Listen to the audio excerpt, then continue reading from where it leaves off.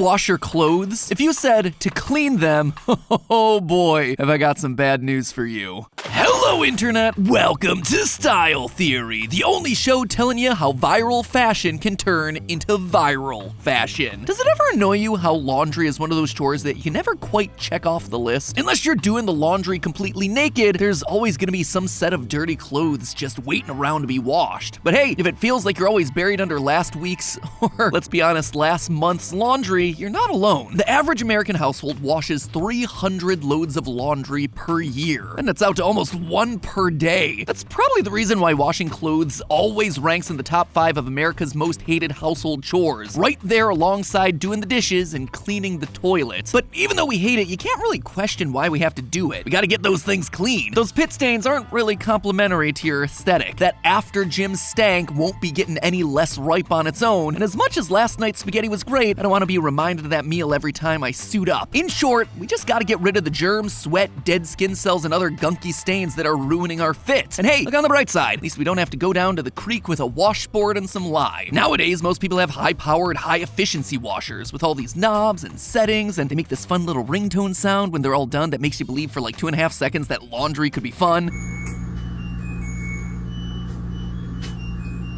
So overall, laundry, while certainly a tedious slog, is at least helping to keep our clothes cleaner, healthier, and brighter longer, is what I'd be saying to you if I was lying to your face. You see, our current way of doing laundry sucks. Not only are modern washers not getting your clothes cleaner, they may actually be leaving your clothes in a worse condition than when you dumped them in the first place. We were better at doing our laundry in the dark ages than we are today. So, good news, bad news with this episode, friendos. Bad news, your quote-unquote clean clothes are filthy, disgusting, and you'll never feel sanitary again. Good news, this episode may just be the excuse you're looking for to skip laundry day altogether. So grab your washboards, friendos. I'm here to tell you the truth. Your laundry is one big conspiracy. Let's start by discussing what happens right after you've crammed the wash full of dirty underwear. You see, before our clothes can even see the super sudsing action they so desperately need, we have to choose how to wash them. While every model of washer is different, you'll usually see things like normal, delicate, heavy duty, pretty easy to understand. But then there's also more obscure terms like perm press, rinse and spin, which aren't all the cycles rinsing and spinning the clothes. And for me, the endlessly confusing option of hand wash, which is like, hey, you're a machine, you have no hands. How dare you lie to me? So you pick the setting that best matches what the tag on your clothing says, you load in the soap, and from there your laundry machine gets to work, agitating those clothes, water, and soap together. Agitation is specifically an irregular, erratic movement rather than something rhythmic. This forces your clothes to rub against themselves and all their other friends in the wash to scrub out the stains. With front-loading washers, you are literally knocking the stains out of your clothes by smacking them along the bottom of the drum as they tumble around. This physical beating, though, can only do so much, which is why we also mix in detergents. Detergents make use of surfactants, which we talked about extensively in our Should You Wash Your Legs episode. Basically, these little molecules have a polar and a non-polar end, or another way of saying that is that they have a watery end and an oily end. And the watery end sticks to other water, and the oily end sticks to other oil. In the case of your clothes, oil has built up as sweat in the fibers, as dirt in the stains, or in other places like dead skin cells. So when the oily end of the detergent washes over them, the detergent sticks to the oil on your clothing and lifts it out of the fibers. The watery end then gets picked up by the water swirling around, and all that dirt and grime are carried away down the drain. That's not all. Many detergents and laundry sprays are also loaded with enzymes to help break down the stains that have a more complex chemical structure and are thus harder to remove from the fabric. So with all these fancy surfactants and enzymes showing off their stain-fighting power, the only thing we have left to ask is, how are they doing? The answer is, not as well as you'd hope. Let's start by looking at the first thing that you'd be hoping to get out of the whole laundry process. You know, clean clothes. While detergents can do a lot to make your clothes look clean by removing the appearance of dirt and stains, you know the one thing they're not built to do? Actually cleaning your clothes. As in, removing all the bacteria, germs, and viruses that you can't see on them. According to Tide.com, the website home for everyone's favorite detergent snack pod, there are 3 different levels of cleaning your laundry: deep cleaning, sanitizing, and disinfecting. Generally, sanitizers reduce the number of certain bacteria by up to 99.9%, while disinfectants kill bacteria and other germs like viruses. And by law, any products that brand themselves as sanitizers or disinfectors are going to be regulated by the US Environmental Protection Agency. Deep cleaning, meanwhile, is everything we just talked about: detergent plus water plus agitation. And right there on the website, boom! Deep cleaning does not kill germs. That's not a theory, that is a fact. Oh, sure, they're removing surface stains, bad odors, oily dirt, but all that invisible stuff in there, the stuff that really gets you sick, nothing. Tide Pod used Deep Clean. It had no effect. Most of the detergents that you're using to clean your clothes aren't actually doing the thing that you want them to do, clean your clothes, so they're not covered in bacteria, germs, and viruses. And to be fair, they're not really designed to. It's just that no one ever really makes it a point to make that knowledge clear. Making matters worse, though, is the water. Between the need to keep our colors bright while also moving the world towards a cleaner, more energy-efficient future, most washing machines in the US, Europe, and East Asia tend to run clothing cycles using cold settings. In fact, Tide back in 2021 had this whole big campaign about how they wanted people to do 3 out of 4 loads of laundry a week explicitly on cold settings. Iced tea, stone cold, calling on everyone to turn to cold washing.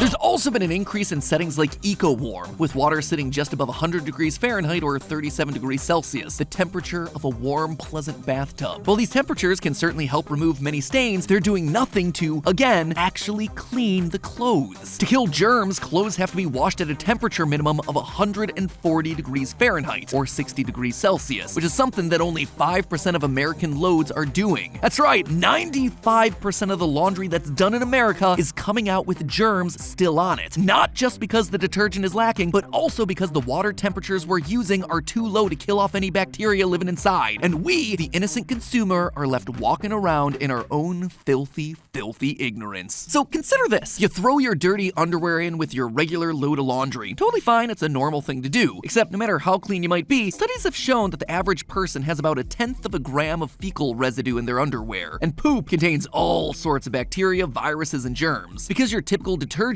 isn't designed to kill those invisible little microbes, and because 95% of laundry loads done in modern washers are being done on cooler settings, now those dirty undies are just floating around there with the rest of the clothes in one dirty little soup. Spoiler alert! Or I suppose I should say soiler alert! That one germy item has now spread little flecks of poop to everything else in that drum. And that's not just coming from me. According to studies done by the University of Arizona, one germy item in the washer can spread to 90% of the other items in there. In another study, this one done back in 2015, they found that not only was bacteria passed around between articles of clothing during the wash, bacteria was also present in the washer itself because, you know, it's a dark, wet space that never really truly gets dry. The perfect place for bacteria to thrive. And like, maybe that's okay if you're washing your own poopy pants, but what about your roommate's stuff? Or when you mix in underwear with your pajamas? Or worse, your bedding? How about if someone in the house is sick? Pajamas from when you had the flu that one time, or that gross bathrobe that helped you to survive when your entire family had COVID or something awful. Those are the times that you want to know that you really cleaned your clothes. But our efforts to modernize laundry have unfortunately backfired, and our fancy detergents have contributed to how blissfully ignorant we've been to this the entire time. Why wouldn't you turn to cold? Probably because I don't want to be sleeping wrapped in my old fecal matter. Thanks for the advice though, Ice-T. The ironic part of all of this is that we were better at laundry 200 years ago than we are today with all our modern scientific advances. Back then, many cities across Europe developed communal wash houses called lavoirs, large stone or wooden tubs that held water, where women would go and gather to do their laundry together. At that time, it wasn't uncommon for large copper pots of water to be boiling nearby, as people began discovering the effectiveness of hot water in softening the grip of stains on fabric fibers, thereby making its removal that much easier. And because that water was boiling, it meant that temperatures were around 212 degrees Fahrenheit or 100 degrees Celsius, well over what it takes to sanitize clothing in a way that modern laundry practices don't even come close to. And for a long time, using boiling water was just the commonplace practice, like we see here with this old illustration from the Civil War. And while you might initially think that the dryer then is the place where our clothes are getting hot enough to kill germs, think again. On average, most modern dryers are working at around 125 to 135 degrees Fahrenheit, or 51 to 57 Celsius. And with energy-efficient low heat settings now being the default for many dryers, many cycles aren't even getting that high. This is something that, again, creates a problem when you consider that you want temperatures to be around 150 degrees Fahrenheit, or 65.5 degrees Celsius, to be sure that you're killing off any of those invisible microbes living in your knickers. Okay, so our clothes might not be getting as clean as we think they are, but at least they look nice, right? Well, yes, but again, even this is a big lie. See, there's a lot more to your laundry detergent than just soap. This stuff actually contains a magic trick, an optical illusion. Have you ever noticed how most laundry detergents tend to be blue? It's a marketing gimmick, right? We associate blue with clean stuff. That's why it feels like it has to be cleaner than regular soap because it's so saturated. And like blue toothpaste or blue toilet toilet bowl cleaners, it has to be clean. Well, it's true, but that's just part of our story. You see, housed within that almost fluorescent blue laundry goo is some pretty tricky science. Science that's meant to make your clothes look like they're getting cleaner than they actually are. You see, detergents like our bright blue Tide here contain optical brighteners, also known as fluorescent whitening agents, which are added chemicals that work to make your clothes appear brighter and whiter than they really are. An optical brightener is any chemical that works by absorbing UV light and then emitting back visible blue light. This process tricks your eyes into thinking that your clothes are whiter and brighter than they are by giving them a bright, sometimes slightly bluish tint. And because of that, this is a practice called laundry bluing. Don't believe me? Well, the easiest way to find out if your detergent has optical brighteners in it is by taking a cap full of the stuff and then exposing it to any UV light, like a black light or one of those handheld UV lights for disinfecting your phone. Put it under the light, and I bet that your laundry detergent's gonna glow like it's going to a rave in Area 51. If it does, you'll know that your eyes are being fooled every time you wash your shirts and sheets. So are optical brighteners bad? Well, it depends. The truth is that laundry bluing isn't a new fancy practice designed to trick modern consumers into thinking they have clean clothes. This is actually something that's been done for well over 100 years. Back then, they were just basically blue dyes you could soak your laundry in. It was still the same premise though, that you could use blue pigments to offset the yellowy colors that made clothes look and feel dingy after excessive washing. Laundry blues used to be sold in what looked to be soda or medicine bottles, and if you dumped a little too much into the bucket with the laundry, your nice white bloomers would suddenly come out looking like a Smurf massacre. It was time-consuming and unwieldy for people to blue their own laundry, so when it was first incorporated into detergents, it was designed to save people a step in something they were doing anyway. Over time, we've shifted focus to having as few steps as possible in the process, and frankly, most of us have no idea about laundry bluing or its origins. That said, once you see it, you're gonna start to see this everywhere, because laundry isn't the only place where we find optical brighteners at work. If you have either real or colored blonde hair, you might be familiar with products called purple shampoos. These shampoos have the same kind of incredibly appealing colors and, wouldn't you know it, also have the same optical brighteners to trick the eye into perceiving your hair as blonder than it would be otherwise. So, your laundry is dirty and detergents are tricking your eyes in an attempt to make your clothes look cleaner than they actually are. What can you do? Well, there are a few options here. The first is that you can spend even more money to do the laundry. In 2020, the market for laundry sanitizers, products which, as the name suggests, is added to your normal wash to sanitize it, was estimated at $34.1 million as people rushed out to buy products that would lower their risk of getting COVID. Living in a more virus-conscious society now, the market for these is expected to grow to $44.5 million by 2028. Not bad for a product that's intended to clean your already quote-unquote clean clothes. Another option here is to be a little less eco-friendly on your clothes and wash some things in actual hot water. You won't always have the option to do this with things like delicates or darks, but for your gym socks, you'll know that you're not spreading athlete's foot to your pillowcases. The third option, though, might just be our best. There is a free option here that can make your clothes whiter while also killing bacteria. Sounds good, right? What is this miracle product? Well, get ready for it. It's groundbreaking. It's the sun. That's right. One of the best solutions, if you have it available to you, is to expose your laundry right out of the washing machine to the sun. Well, sure, a lot of us have dryers available. There are two main advantages to exposing your clothes to UV radiation in the form of sunlight. First, UV radiation can bleach your fabrics. You know this if you've ever seen curtains or a dark sofa exposed to direct sunlight over a period of time. Totally changes the color. Well, when you put stains or discolored clothing under sunlight, it does the exact same thing. It's gonna actually slightly erode the pigments on the surface of the fabric, including stains and discolored areas. On top of that, UV light directly damages and kills almost all types of bacteria and viruses that might be living on your fabrics. This is one of the reasons why it's so much harder to spread viruses like COVID outdoors. Sustained exposure to UV light kills viruses. In the time that it takes your clothes to dry outdoors on a sunny day, you've solved all the problems left behind by your washing machine. Now, is it a perfect solution? Of course not. Some of us live in cities where it rains a lot, or we need to do like 6 loads of kids' laundry and there's no time or space to spread clothes around outside. It's totally fine. But now at least you know that you have options, and you can pick whichever one is right for you. And at the end of the day, no matter what, your laundry and your health will thank you. But hey, if you thought laundry bluing was some sort of crazy science hack in your brain, then let me introduce you to our sponsor for today's episode, Air Up. Stand aside, all you detergents trying to use science to trick us into thinking our clothing is healthier than it actually is. Air Up is here and using science for real good, getting us to drink more water. Air Up uses scent rings that are placed around the top of your water bottle to trick your brain into thinking it's drinking something flavored, when in reality you're just getting a big gulp of good old H2. Oh yeah! Because taste is just as much about what you smell as what's actually hitting your tongue, you think that you're getting a delicious berry or watermelon flavor, when in actuality it's just water. You simply pop on one of their signature flavor pods, you pull it up to activate the airflow, and then you lose yourself in one of their huge huge variety of flavors. Historically, I've been drawn to the wild berry, but lemon, basil, and lime have both been awesome to switch it up with. And no joke, I drink more water now than I have ever in my life. In fact, I love this thing so much that I've gotten everyone on Team Theorist hooked on Air Up as well. My efforts actually went a little bit too well, and now we have to be really careful around the office to not accidentally grab someone else's bottle, because all of us actually picked the sleek black design. Everyone except for Amy, who got the memo that Air Up comes in a huge range of amazing colors and got herself one of the eye-catching oranges. Truly the hydration icon we do not deserve. And you know what they say, friends that sip together stay together. And you can get in on all the flavor-filled hydration by clicking the link in the top line of the description to get your own Air Up bottle and flavor pods today. Thanks again to Air Up for sponsoring today's episode, and until next time, remember, it's all just a theory. A style theory. Keep looking sharp.